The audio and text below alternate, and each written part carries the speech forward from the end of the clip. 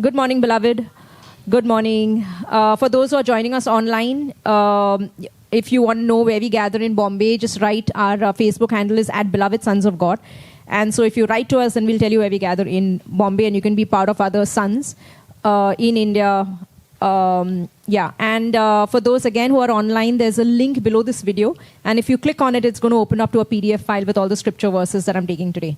Okay, so this week we've been doing, since last week, I've been speaking on abundance. We are doing a series on abundance. And so I want to lay some foundations. We talked about how many people want to get rich, right? Put your hands up. Those who don't want to get rich, give me all your money, I'll put it to good use. Okay, so poverty comes from death, okay? Basically death, every type of sickness, disease, lack, even in your health. Okay, when there's lack, it's called disease. It's lack of divine health. And even lack of finances or every, poverty basically comes from, because of sin and death. Because Adam sinned, death came in, and it's part of death. Okay, and in the kingdom, no one is poor. Your father is a very rich father. He's an abundant father. And as he is, so are his children. Okay, and so I'm going to lay some foundational truths. We already started part 1. You can go and hear it online. It's called You Shall Not Lack. Okay, it's because it's not in your nature to lack. Lack came from the devil. Just a recap, the first lack was put into Adam's mind by the devil. Okay, and he said, you lack something, and he told Adam, did God say, don't partake of the tree of knowledge of good and evil? No, if you partake of it, you're going to become just like him. Okay, and the father already made a decision, right? He said, eat out of any tree, just don't eat out of this tree. So the devil goes and puts lack, and then Adam listens to it, and then the fall happens. And entire creation, entire mankind fell into a death realm. Okay, it's called the karma realm. Okay, so it's called like sin and death, and the law of sin and death. Okay, so it comes from the knowledge of good and evil. And so it leads to death, okay? And so, so I spoke about last week, I began with saying, the Lord is my shepherd, I shall not lack. Okay, the word want actually in Hebrew, it says that I shall not lack for anything. Okay, the Lord is my shepherd. Now, so I'm going to talk about, there are 2 revelations that a son can live by. Okay, and so even as, so let me take an instance, okay? Okay, so Prince William, he's got some children today, okay? He's got some boys, he's got some girls, I don't know how many, but he's got children. Now, all of them, do you know that Prince William is set apart from the rest of the world, right? There are other people, but then he is just a class apart because he's royalty. So the minute you became born again, you came into another realm. You're no more Adam. I told you here, keep on hearing the series on Beloved. You don't come from an Adam generation. Your lineage changed. And born again means you got born from above. So God took you out, Jesus took you out of darkness and put you into another kingdom. It says he's taken you out of darkness and put you into the kingdom of the Son of his love, into light. Okay? And so now you've come into the kingdom, and your father is the king. He's a father. So just the way Prince William has children, and do you know that his children will never have lack? Correct? They will always have an abundance. And why will his children always have everything? Because their father is rich. They will inherit everything from their father. And so I can live by a revelation of, the Lord is my shepherd, I shall not want. And to date, for all of these years, I was living by that. The Lord is my father, I shall not lack. And so I always had everything met. I had my needs met.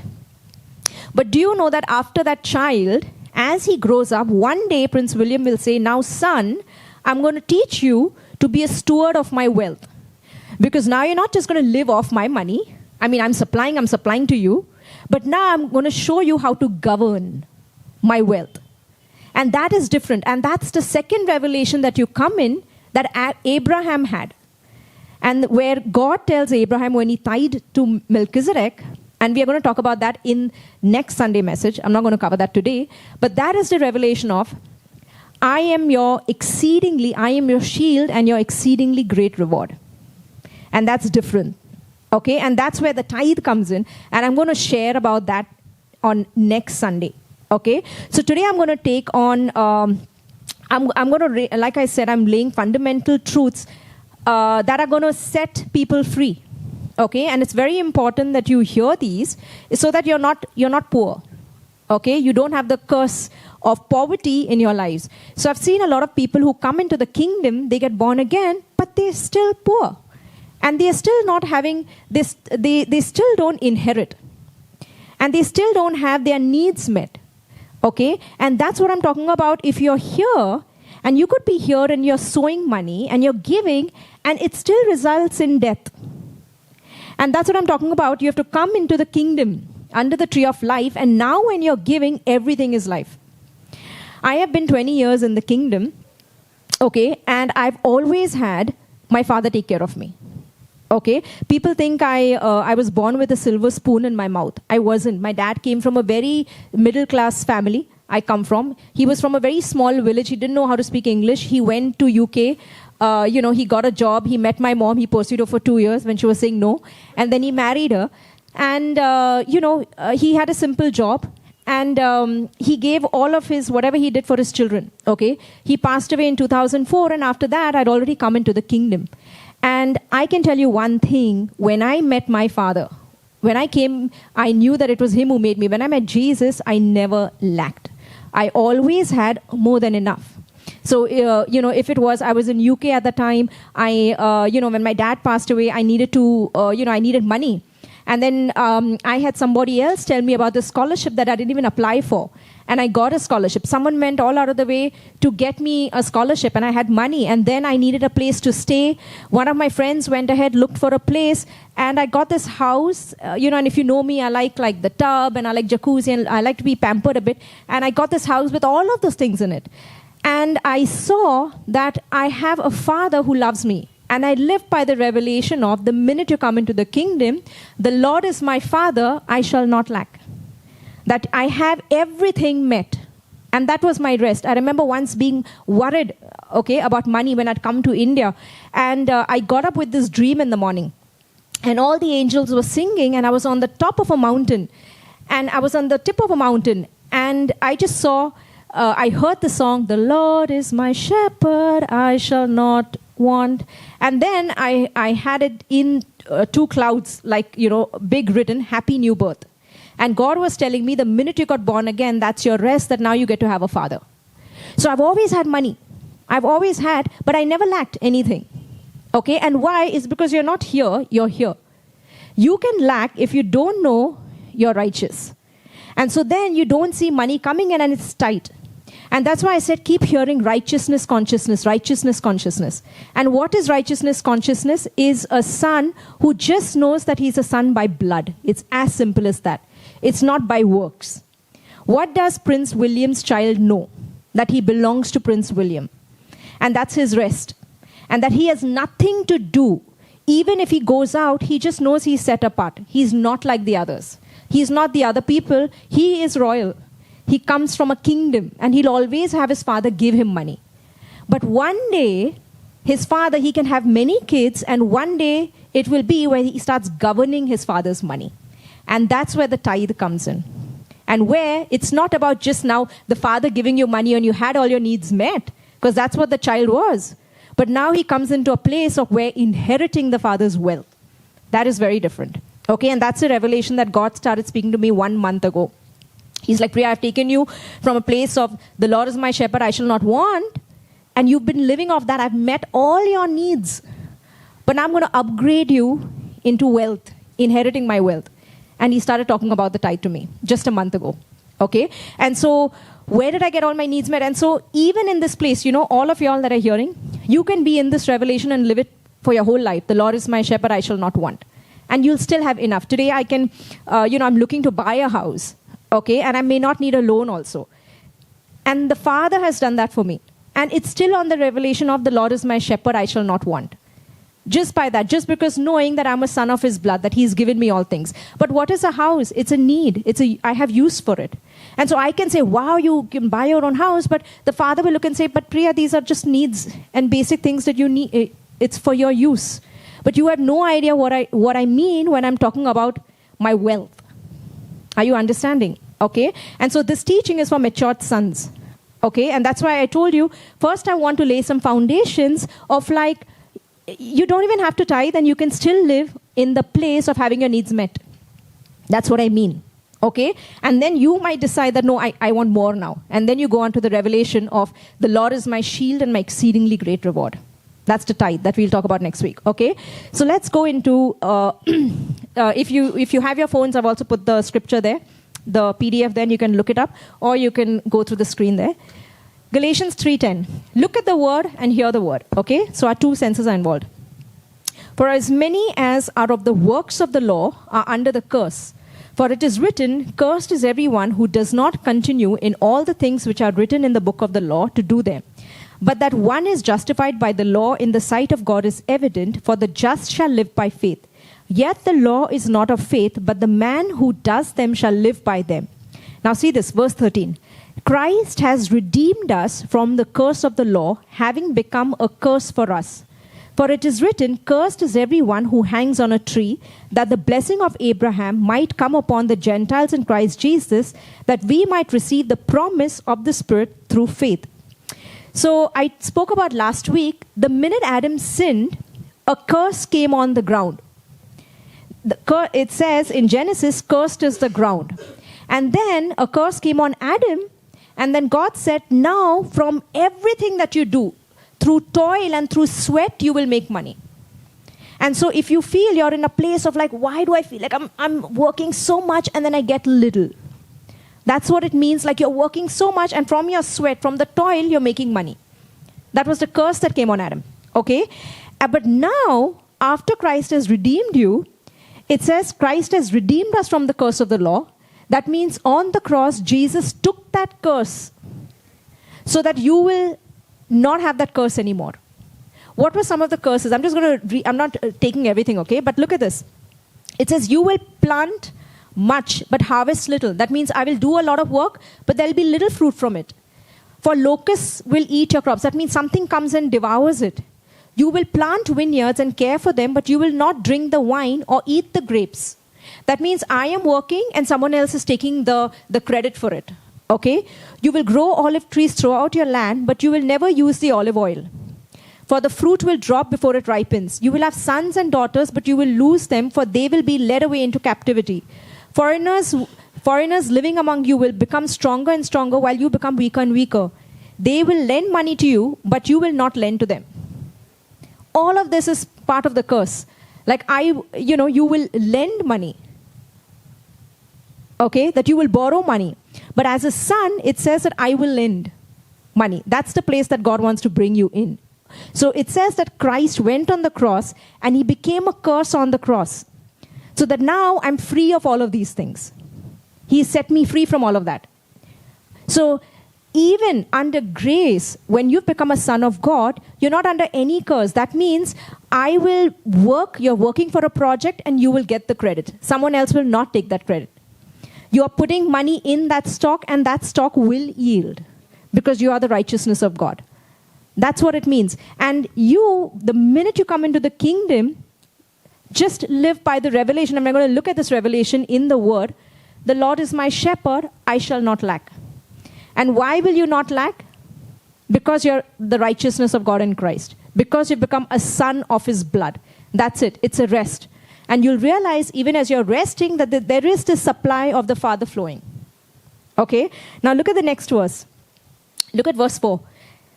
Chapter 4 verse 4. Okay? Now I say that the heir, as long as he is a child, does not differ at all from a slave, though he is a master of all, but is under guardians and stewards until the time appointed by the Father. Even so we, when we were children, were in bondage under the elements of the world.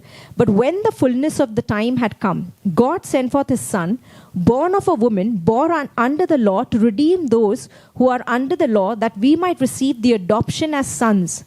And because you are sons, God has sent forth the Spirit of his Son into your hearts, crying out, Abba, Father.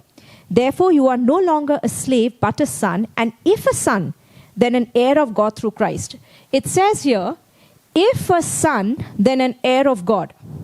So how do you inherit all things?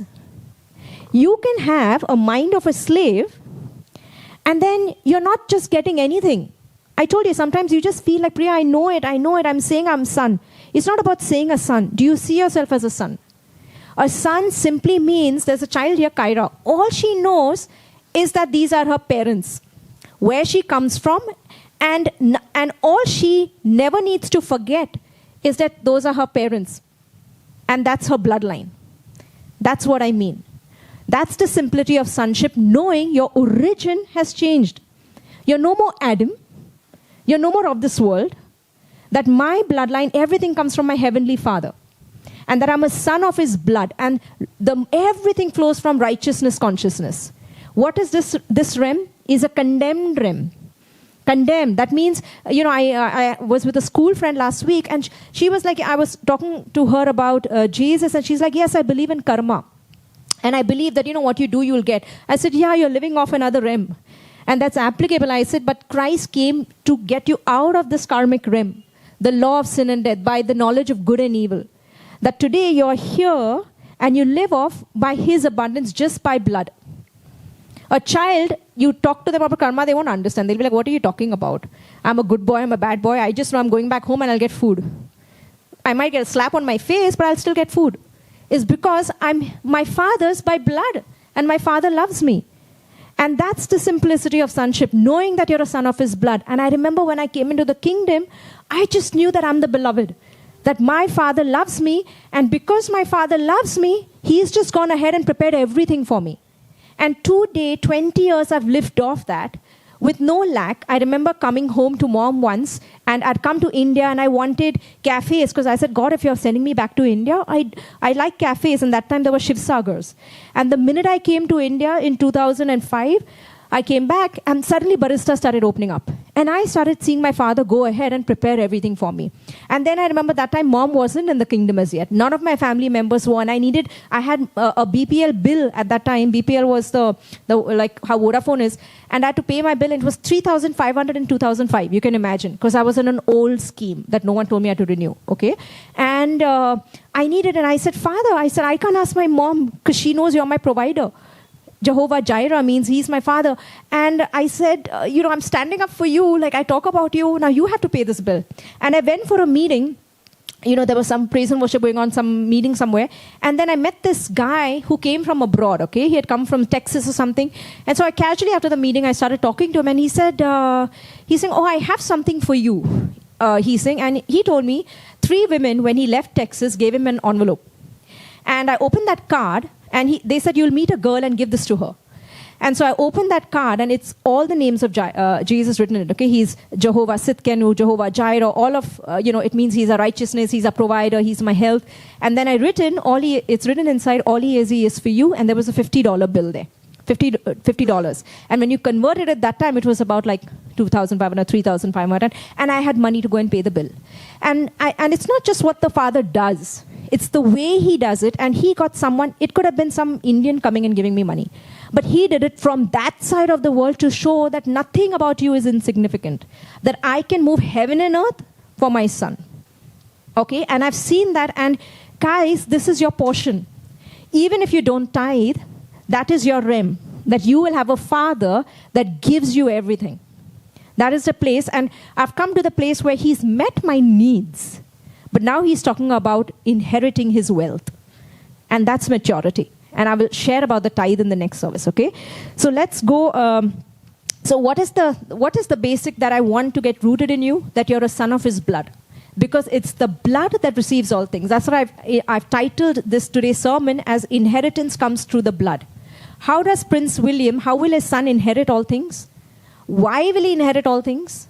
Why will Ambani's son inherit all things from Mr. Ambani? Just on basis of they're his blood. They are born of him. That's it. And that all that kid knows is I'm born of him, and so I will get the inheritance. And so how do you get all the inheritance from your father? Knowing that it is by blood. Okay? Your sin debt has been paid. Someone else went and paid on your behalf. Has wiped all your sins away, and everything flows through righteousness. That means knowing that it's by blood. If I have inherited it, if I have been in a place like that, then so can you. Okay? Now look at Romans 8:10.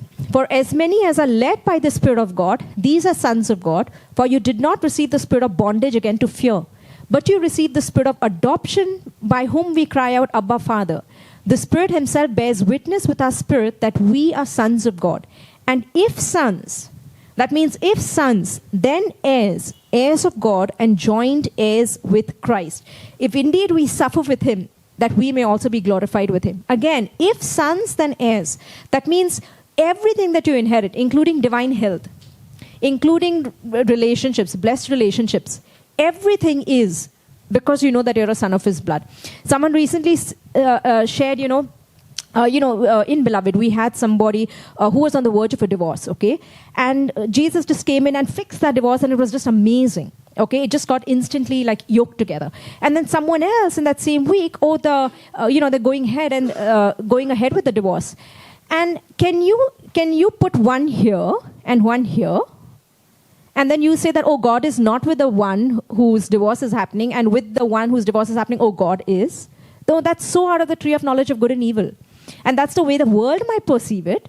But when you're in the tree of life, how do you know what God can do in that place where it didn't work out? And then you have not seen the fullness of the testimony yet. And God will work all things out for his good.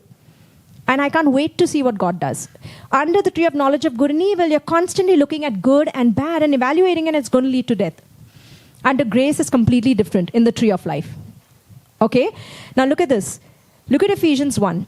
Blessed be the God and Father of our Lord Jesus Christ, who has blessed us with every spiritual blessing in the heavenly places in Christ, just as he chose us in him before the foundation of the world, that we should be holy and without blame before him in love, having predestined us to adoption as sons by Jesus Christ to himself, according to the good pleasure of his will, to the praise of the glory of his grace, by which he made us accepted in the beloved. Now see this.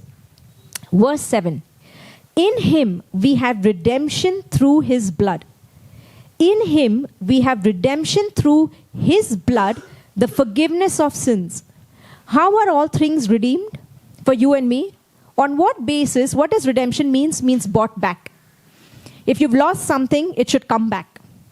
If you've lost health, it should come back to divine health. If you've lost hair, you should get all your hair back. What is the basis for you getting all things back? What does it say there? It's by the blood. By the blood. Okay? The forgiveness of sins.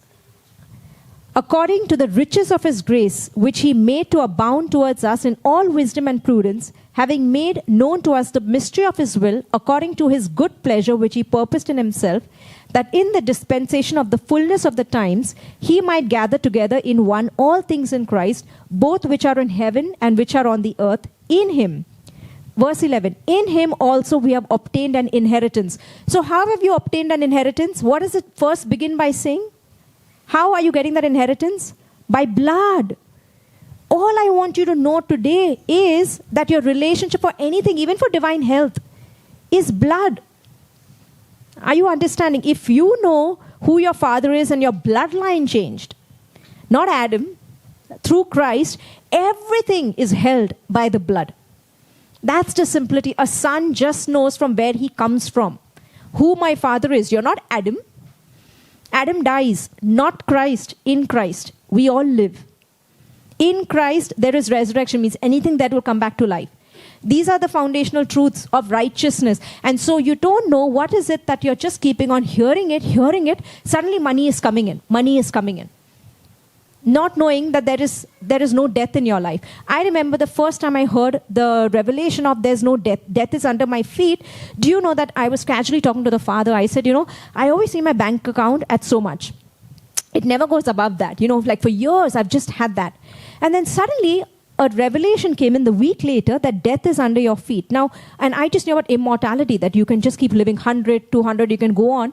And what is it that when I heard that death, even in my health, like I can just keep progressively living longer, that suddenly that revelation, I even saw death lift off from my finances. And what I hadn't seen for 10 years in my bank balance, suddenly in a week's time, it just doubled.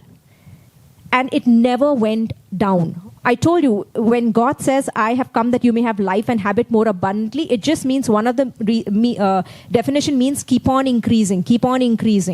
That means you won't go down. It'll always be an upgrade. Keep on from glory to glory. And so it's through revelation that certain things started shifting in me. And then I started having this place of, yeah, my Father is amazing. I'm righteous. Everything is drawn to righteousness. Okay? Now see this. So how do all things come to you? How are you obtaining that inheritance? By blood. Knowing that you're a son of his blood. Okay? Being predestined, I'm on verse 11, according to the purpose of him who works all things according to the counsel of his will, that we who first trusted in Christ should be to the praise of his glory. In him you also trusted after you heard the word of truth, the gospel of your salvation, in whom also, having believed, you were sealed with the Holy Spirit of promise, who is the guarantee of our inheritance until the redemption of the purchased possession to the praise of his glory. The Holy Spirit of promise, who is the guarantee of our inheritance. Now, I know this is talking about Christ coming, but if you look at John 16, when it talks about what the Holy Spirit is doing, it says he convicts the world of sin, of righteousness, of judgment, right? Of sin because they do not believe in me. That's the time when you didn't know Jesus. Then you came into the kingdom, it says, of righteousness because I go to the Father and they see me no more. It's the Holy Spirit that's always reminding me, Priya, you're a son of his blood. You're not a sinner, you're a son now. You receive all things because who your Father is, just don't forget it. You receive all things through righteousness consciousness. So what will the devil do to keep people poor? All the churches open up and now they preach, they put them back under the law. Because under the law, the curse operates. We just read in Galatians. And so people are not rich, they're poor. Because what happens with the knowledge of the law comes condemnation. And condemnation leads to death. And so the more you're in that, you're not seeing even in your finances, it could be even in your health, you're falling sick. And you're coming under righteousness consciousness, the tree of life, suddenly all things start getting added to you. You'll start seeing shifts. Suddenly this job went, another job came. One relationship ended, another one came. Righteous. Everything, because all things are added through righteousness, through sonship. A son inherits all things. And the simplicity is that you know that it's by blood, your relationship with your Father. It's got nothing to do with karma anymore. You inherit all things just based on who he is to you and who you are to him. Okay? Now look at this. The verse 15. Therefore I also, after I heard of your faith in the Lord Jesus and your love for all the saints, do not cease to give thanks for you, making mention of you in my prayers, that the God of our Lord Jesus Christ, the Father of glory, may give to you the spirit of wisdom and revelation in the knowledge of him, the eyes of your understanding being enlightened. So now what is the Holy Spirit doing? Waking you up. The eyes of your understanding being enlightened, that you may know what is the hope of the calling, what are the riches of the glory of his inheritance in the saints. So what is he opening your eyes to? Righteousness consciousness. That you're a son of his blood. God is not looking at what you did, what you didn't do. You're completely forgiven. All poverty, all death, all lack in finances came because of sin. But now if Christ has gone on the cross and taken away sins, how can you not inherit? You will be rich. But if you want to govern and be exceedingly abundantly and have it overflowing, that's next Sunday's teaching. Okay? But even to a place of just having your needs met. I thought buying a house was like, whoa. And then God said, no, that's a need. You have use for it. You think it's cool. Not me. I'm just getting your needs met. So you've been living off, to be honest with you, I never had a revelation of the tithe. I always gave. I've been a giver. I've given people, anytime I'm just giving. But like tithe, I never really had a revelation, and I can't preach to you something that is not alive in me first. Okay, unless he quickens it. And then he started showing me two revelations. He's saying, I gave you that the Lord is my father, shepherd, I shall not lack. I gave that to you, you were a baby. So, when you're having your children, you're just giving them everything. And you are the provider. And you are their provider, they're having all their needs met by you, simply you being the father. But then one day, they will start maturing, right? If you want them to inherit your business, you're going to teach them how to steward that money. And that's where it comes, and that's where the father can have many children, but he is giving it to the ones who can steward his wealth. Okay? But do they all inherit the same? Of course, they have all the money, and so you can live it. I'm telling you, without the tithe, you can live in a place where you're having all your needs met. Okay, not a house, just an amazing house. but about overflowing, where you're thinking about what should I do with this money today? Who should I give it to? That's the place I'm talking about. That is next week, okay? Now look at Matthew 6. So 2 revelations, right? So I'm going to take this out, this revelation out, because you're not here. You're not a slave, you're a son, okay? You're not under the curse. There's no more karma. Your sins have all been forgiven. So you're going to inherit all things based on righteousness. Just keep hearing the teachings on beloved. You'll get rich. Okay? How you get rich? There was a testimony that was put last week on somebody who heard. And what is it by just hearing that she said depression left, I've not been taking my 6 pills a day? Is because you know what happens as you're hearing the word? You start agreeing with the word. The presence of God is not on me. It is in me. I might feel it, but the presence of God is also in you. Okay? And so what happens is like the vine, okay? And this is the branch. This is where your spirit man is saved and everything that God says about you. And this is your soul. And this is stubborn and filled with all lies. And then as you are hearing, what happens is you start agreeing. And now this life that is in you starts flowing out in your body. And so if your body is sick, it'll get healed.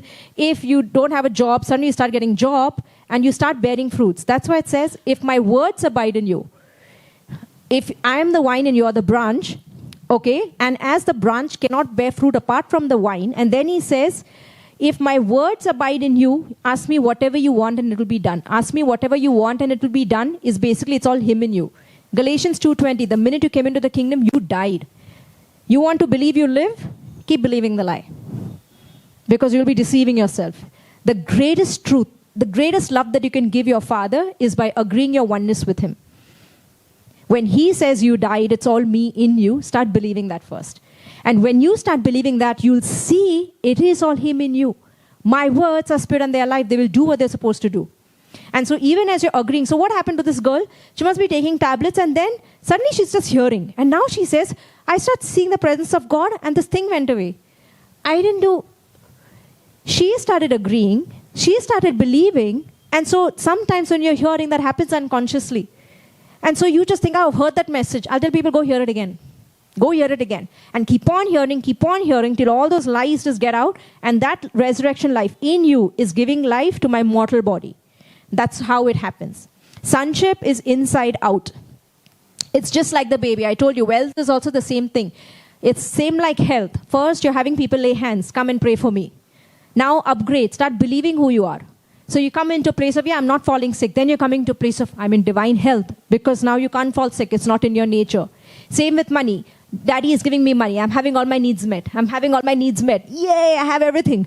And the Father is like, now, do you think you've come at 18 years that you will inherit my wealth? Okay. But now the Father is not just going to give the Son. First, he'll give him, let's steward the money first. What are you going to do with this? So let me just give you 10 talents, right? What was that about Jesus saying? And now let's see what they're doing with those 10 talents. One just hides it and keeps it, doesn't multiply it. The others go and multiply that. That's what tithing is. It gives wealth. Okay? Look at this, Matthew 6. You cannot serve God and riches. Verse 24. No one can serve 2 masters, for either he will hate the one and love the other, or else he will be loyal to one and despise the other. You cannot serve God and mammon. It says you cannot serve God and money. Today, when you look in this realm, right, the karmic realm, the law of sin and death, what does the person do? He gets up in the morning. Everyone is getting up in the morning and going to work. What are you serving? Money. But in the kingdom, we don't serve money. Money serves us. Okay? If you find yourself in a place where you're just going and you're obsessed with money, that's when it says, look at this here, that no one can serve 2 masters, for either he will hate the one and love the other, or he will be loyal to the one and despise the other. You cannot serve God and mammon, money. Okay? And we are going to, don't miss next week's. I really believe it's just going to set all of you all free. It set me free. Okay? Now see verse 25. Now it talks about not serving.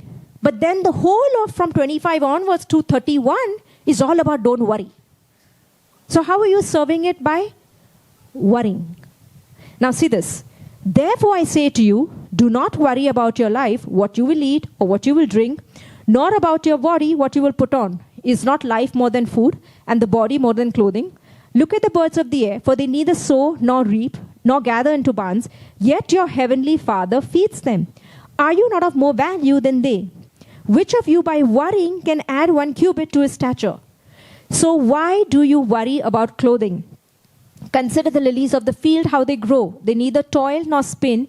And yet I say to you that even Solomon in all his glory was not arrayed like one of these. Now if God so clothes the grass of the field, which today is and tomorrow is thrown into the oven, will he not much more clothe you, O you of little faith? Therefore, again, do not worry, saying, what shall we eat, or what shall we drink, or what shall we wear? For after all these things the Gentiles seek. The Gentiles were the ones that did not have a father.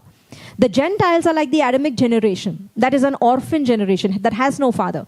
But you and I are fathered sons. And so he says, look at this. For your heavenly Father knows that you need all these things. This is the revelation that I've lived by. My heavenly Father knows that I have use for all these things. I need all these things. But seek first the kingdom of God and his righteousness. What does it say? And his righteousness, his sonship. And all these things will be added to you. Therefore, do not worry about tomorrow. Again, do not worry. So how are you serving? By worrying. When did he come and he gave me this amazing revelation? I was on the mountaintop. I was worrying about money. I was like, oh, what am I going to do? And then he was like, the Lord is my shepherd. I shall not want. And he was like, Priya, forever, I will always be your supplier. Your greatest rest is that you have a father. And that you don't need to worry. I will always keep supplying. You will never lack. Which I haven't.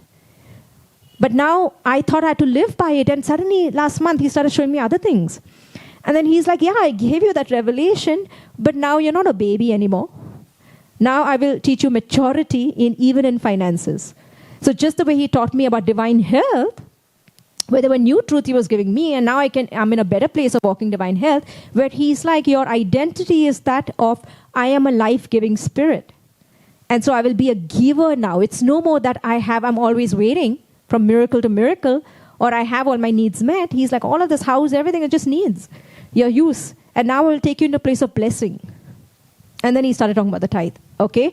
And so what is that you can live by? What is the place that you can live by even now and still live in abundance? That your heavenly Father is your supplier. And it's true righteousness. See this. But seek first the kingdom of God. You're already in the kingdom. And his righteousness and all these things will be added to you. They're added through just knowing that you're a son of his blood. I told you there was a girl who was working with me and she wanted, she came into the kingdom. She wanted Jesus to come in her dreams. I met her 6 months later. I said, then go to sleep if you want him to come in your dreams, because she wasn't sleeping also. Anyways, 6 months later, I meet her and she's like, man, Jesus came in my dreams and she's saying, I've just been wearing white ever since. I said, why? He said, because he told me to wear white. I said, no, I think you're interpreting the dream incorrectly. Tell me the dream. And Jesus is sitting in front of her and, she always worried a lot. And so he's holding his head like this, just the way she's holding his head. And he tells her, tell me all your problems. And so she goes on telling him all her problems. And then Jesus is like, you need to be patient, he tells her. And then he says, I want you to do one thing. The solution to all your problems is I am wearing white, start wearing white. And so she literally starts wearing white. But Jesus was telling her righteousness consciousness. Start hearing righteousness consciousness. And what is it, even as you're just hearing? I am telling you, even as you're coming under the right tree, the tree of life. No condemnation, no death. You're a son of his blood. The foundation of sonship is that you're a son of his blood. That's the foundation that we built on. Now all things get added. You start seeing certain people even leave. Certain things get added. All the shifting starts happening to the blood. To someone who's waking up to the awareness that I'm a son of his blood. And now what is happening? It says all of creation is responding to the son. Not to the Christian, not to the disciple. To the son. And how does it know you're a son? Not by just going on saying I'm a son. Someone who's waking up is because like it's an atmosphere that you give out. Do you know that when Jesus was walking, even his shadow healed people? His shadow. What is in the shadow that healed people? That means if people are dead, they're coming back to life. If people are sick, that means it's a lack of health, right? It's leaving. It's a shadow, right? That means he walks in a realm. That's something that is coming out of him that you call presence. Okay? And so even as you're believing, there's a presence coming out of you. And so now creation is responding to that presence. It's like the mongoose that goes and they perceive things. And so creation is responding, and so now the job, suddenly you started getting money, you started getting job, you started seeing things. So even in this realm, under the tree of life, there is no curse. That's why you should be rich. You should have your needs met. Use whatever you have use for. Everything will be met in this realm. There are 2 revelations that a son lives by. So here, all of you are sons. So what does it say? Just don't worry. So can you stop worrying? And then even as you stop worrying, all of your needs, all of the things that you have used for is going to be met. So I'm talking about 2 revelations here, right? So now you all are all sons here of the same father. Okay? And you have 2 revelations. The Lord is my shepherd, I shall not want. You can pick which 2 you want. If you want the Lord is my shepherd, I shall not want, and just have him meet all your needs, don't tithe, just keep living. You'll still receive everything.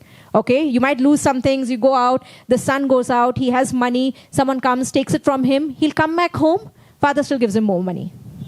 Because it's not based on that person taking it away from me, it's based on my supplier.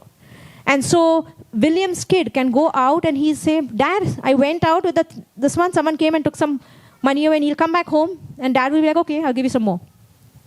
Okay? But I'm talking about another place where we'll talk about that next week, is where you're set apart, you're holy, and nothing is touching you. Okay? The place of the Son. Now look at this. 1 Peter 5, submit to God, resist the devil. Likewise, you younger people, submit yourselves to your elders. Yes, all of you be submissive to one another and be clothed with humility. For God resists the proud, but gives grace to the humble. So who is the proud? Therefore, humble yourselves under the mighty hand of God, that he may exalt you in due time, casting all your care upon him, because he cares for you. So stop worrying, and God is saying, by you not worrying, you're humbling yourself. You're acknowledging that you are not your savior, that I am. That you're not your own father, that I am. That you're not an orphan, you have a father. Okay? Cast all your cares. Be sober, be vigilant, because your adversary, the devil, walks about like a roaring lion, seeking whom he may devour. Resist him steadfast in the faith. What is everything, what is the Father saying here? Just don't worry. Just don't worry. You don't worry because you have a heavenly Father. I'm telling you, in 20 years, I have been provided for. More than well. More than well.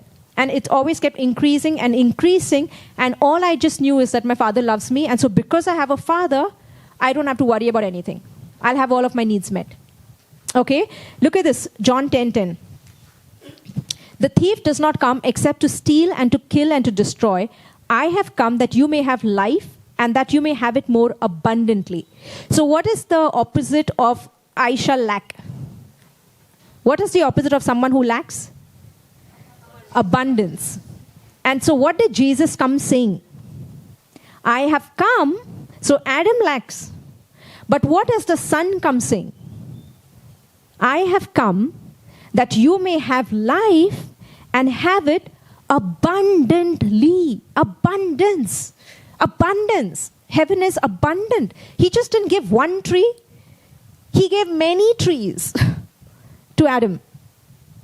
Abundance. And what does abundance mean? I read all of that last week. But one of the things it means, it's exceeding your expectations. Going past the expected limit, more than enough. Over and above. Extraordinary. And I love this word, uncommon. So he came to give you a life that is uncommon. So there is common. So William's son goes out and then he sees common. But he knows he is uncommon. Do you know what it means to be uncommon? Okay, let's look at John 2. Now this is where inheritance is, okay? Water is common. Is wine uncommon? So what is happening in the hands of the Son? Ordinary things are becoming extraordinary. Common things are becoming uncommon. That's why I said in the kingdom there is no competition. We can have 10 sons here making kurtas, white kurtas. And all those 10 sons will be prosperous. Because in your hand, it is your hand that is making the white kurta in a way that someone is paying 5,000 rupees for it. What is a designer brand? When you look at a designer brand, it can be just a plain chiffon top, right? But if you buy it from a Versace, you're paying some $1,000 for a chiffon top. How has that become uncommon, right? And so that's still in the world. But Jesus, what is this water? Someone comes, he goes to a wedding, and there is no wine. And so I told you, every time the question of lack comes to a son's ears, he doesn't have lack, he's abundance. And so what does he say? He said, just give me water. Give me what is your common. And I will make it uncommon. And so in your hands, in the son's hands, anything, it could be your business, it could be your products. But in the son's hand, everything is becoming uncommon because it's come in the hand of the son of his blood. And now the whole creation is responding and looking at that one uncommon product.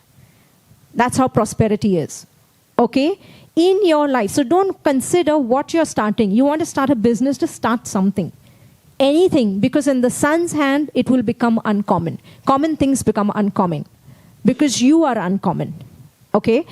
I love that. I'm not common. You know, I make costume. But when it is in my hands, it has become uncommon. And a simple suit is worn by a very celebrated celebrity. And for the same, it might be priced something else outside. But in my hands, it has become uncommon. Now, when I look at it, it may not even be the best fit. It may not be even the most glorious fabric. But in the hands of the Son, this product has become extraordinary. That everyone looks at and says, I want this. Okay? Because the blessing is not on the suit, it's on you. You are what makes it uncommon. Okay? Look at Luke 5. 4 fishermen called as disciples. This is Jesus' first encounter with Peter. Okay? And so he's not met Peter. And so Jesus has multitudes of crowd coming behind him. And let's read what it says in verse 5. So it was as the multitude pressed about him to hear the word of God that he stood by the lake of Gennesaret and saw 2 boats standing by the lake. But the fishermen had gone from them and were washing their nets. Then he got into one of the boats, which was Simon's, and asked him to put out a little from the land. And he sat down and taught the multitudes from the boat. Okay? When he had stopped speaking, he said to Simon, launch out into the deep and let your nets for a catch. But Simon answered and said to him, Master, we have toiled all night and caught nothing. Nevertheless, at your word, I will let down the net. And when he had done this, they caught a great number of fish, and their net was breaking. So they signaled to their partners in the other boat to come and help them. And they came and filled both the boats, so that they began to sink. When Simon Peter saw it, he fell down on Jesus' knees, saying, Depart from me, for I am a sinful man, O Lord. For he and all who were with him were astonished at the catch of fish which they had taken. And so also were James and John, the sons of Zebedee, who were partners with Simon. And Jesus said to Simon, Do not be afraid. From now you will not catch fish. You will catch men. So when they had brought their boats to the land, they forsook the fish, and they followed him. Time in the hands of the Son. It says here, Master, we have toiled all night and caught nothing. But times in the hands of the Son suddenly became uncommon. And maybe in a few minutes, they caught something that no one else, or it could have taken maybe 3 weeks or 4 weeks to catch. You don't even know if they're toiled, how much would they catch, right? But it said 2 boats were filled, and the boats began to sing, so much harvest. And it was like when they looked at the harvest, they knew who he was. When people look at you, they will know where you come from. Because it is uncommon to have a net-breaking harvest, 2 boats full, and you have achieved something in so little time that it takes people years to build. You can have Instagram followers of 2,000, and then one day, someone tweets about you, and what took people years to have, you can have millions in 1 hour. That's how God works. In the hands of the Son, even time in the hands of a son is uncommon. So, and what did Peter do? He just gave Jesus his boat. Here, take it for ministry. And that little that came to Jesus, suddenly for Peter multiplied, that he just left everything and he's like, I don't need the boat, I've got him. And whatever even you're giving into, beloved, do you know that it'll be multiplied back? Because that's just the way the kingdom is. You're in the tree of life. Nothing goes wasted. There's no death. It just gets added and added and added, ever increasing. Time in my hands, time in your hands will get multiplied. You think like you have to work 10 days. No. You can give 10 days from ministry and work 1 day, and it will just be like the 10 days that the world is working. But for you, that 1 day will be like the 10 days of someone's labor. Okay? Time in the hands of the Son is uncommon. Everything about you is uncommon. Okay? Because your origin is uncommon. Look at Romans 6. I'm going to read these verses because this is where things started shifting for me in my life. Now, if we died with Christ, we believe that we should also live with him, knowing that Christ, having been raised from the dead, dies no more. Death no longer has dominion over you. Death no longer has dominion over you. Your basic fundamental for all life, for all abundance. Jesus didn't come and say, there is no lack. He just says, he didn't say, I'm lack. I am abundance. So what are you saying about who you are? I am abundance. I am abundance. I am abundance. Okay? Look at this. Death no longer has dominion over you. Death no longer has dominion over Rishi. Death no longer has dominion over Ratna. For the death that he died to sin once for all, but the life that he lives to God. Likewise, you also reckon, means think of yourself. Start believing to be dead to sin, but alive to God in Christ Jesus our Lord. It just means forget about the other realm. Forget about Adam. Forget about the world and where they live in. Jesus said, I'm in this world, but I'm not of this world. He does not relate in any way to Adam. Everything about him, he never forgets his origin, where he comes from. And that's you and I. In all things, righteousness, consciousness means making yourself uncommon in all things. I am a son of his blood. In all things, all that I want you to start doing is acknowledge where you come from. When those thoughts come, like Gitu did. When everything looked like, oh, something is chaotic. But all she did was that time, she's like, all that the Father has will come to me. I can't lose anything. I am life. And so what happens? She didn't run after those people. And then what happens? Everything comes back to her. Because in the life of the Son, there is no death.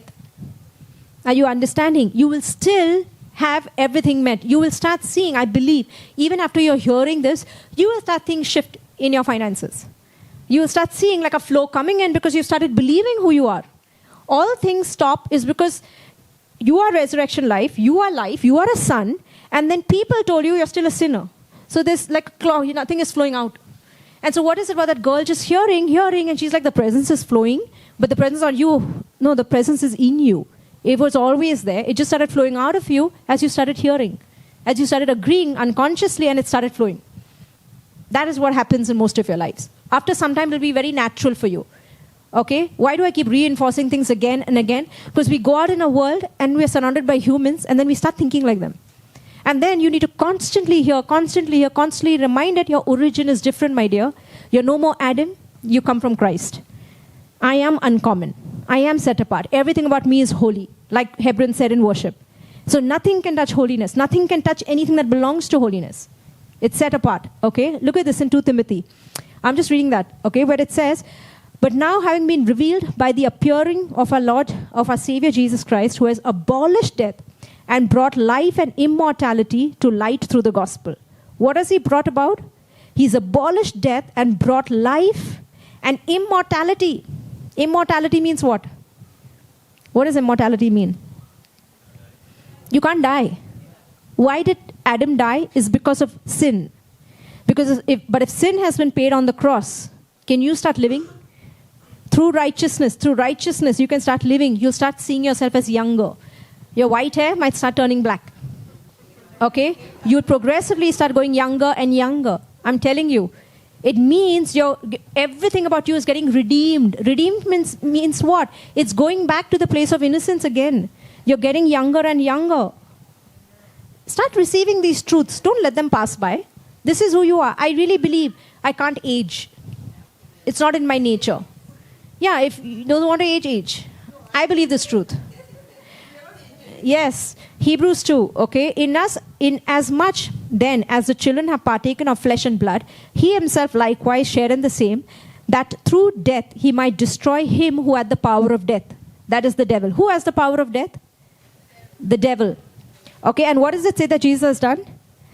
He has destroyed the one who has the power of death and released those. Who those? You and me. Who through fear of death were all their lifetime subject in bondage. In any area, we have a fear of death. It could be losing the client. It could be losing this project. It could be losing a loved one. Everything comes from death. But it says here that I have freed them. I have freed them, those who in fear of death were all their lifetime subject to bondage. That means what keeps me bound and in bondage? What makes me a slave? Death. But if death is under my feet, I am free that, you know what, I am life. I am in this tree of life. Father, I thank you that in my life there is no death. You're just going to turn everything around and everything is just going to come back to life. That's why I said people look at someone getting united in a couple. Oh, this is glory and this is death. No. Don't you know for a son's life, there is no such thing as separation and death? And I can't wait to see the outworking of that. When God just makes everything, then turns it out to life. Produces life in that. Okay? Philippians 4. And my God shall supply all your needs according to his riches in glory by Christ Jesus. Now to our God and Father be glory forever and ever. Amen. God shall supply all your need, whatever you have use for, from his riches in glory by Christ Jesus. The reason why you will start getting rich is because your Father is rich. And all you need to do, if someone told you that you are not rich because you don't give, and then you started giving to get rich, that's all the law. That's all in Adam's realm. Your fundamental principle why you should have all your needs met is because the Lord is my shepherd, I shall not lack for anything. Is because it's by blood. And just as the Father, he will always supply everything to his children, but the child who knows that he's by blood, that's it. The father hasn't forgotten, but the child can forget. And someone went and corrupted the child and told him, no, you're not a blood child, you have to do something. Made him work, and make him a slave. And he forgot. And that is sonship, where you know it's by blood and you'll start now receiving. And then as you're becoming big, suddenly now he's not giving you all things. Like in school, you got everything. Now suddenly, I'm become big enough that I can take over my father's business. And that's the tithe that you're going to love next week. And what that tithe does, it changes everything. From just getting my needs met, not just one house, but I have many houses I may be able to buy and where I'm able to give somebody a house because I'm a life-giving spirit. I'm a blesser. And why does the Father do it? We'll see it in the next sermon, so don't miss it. Okay? So the truths, you're under the tree of life, one tree. We can live by two revelations. The Lord is my shepherd, I shall not want. The second one, which we're going to speak about next week, the Lord is my shield and my exceedingly great reward. Okay? And that is amazing. That is the place of inheriting Prince William's wealth. Okay? So that's where we all want to be because we're life-giving spirits. Okay? So let's pray. Let's close in prayer today. Say this after me. Father, I thank you. I'm a son in your kingdom. Jesus, you're my high priest. And I give you a thanksgiving offering of all the wisdom, all the increase that you brought to my soul today. And I just worship you with it. And just begin praying in tongues. Father,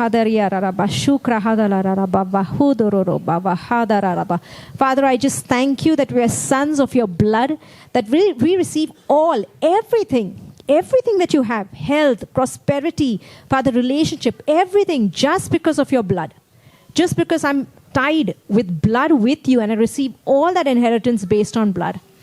And I thank you, Father, that this truth is secured in each and every one listening to me, that even as they're hearing this truth, wherever there's been a lie, Father, you've uprooted that. And your resurrection life is flowing in, be it in finances, be it in health, be it in relationship. And just, Father, they are inheriting everything that you have because of blood.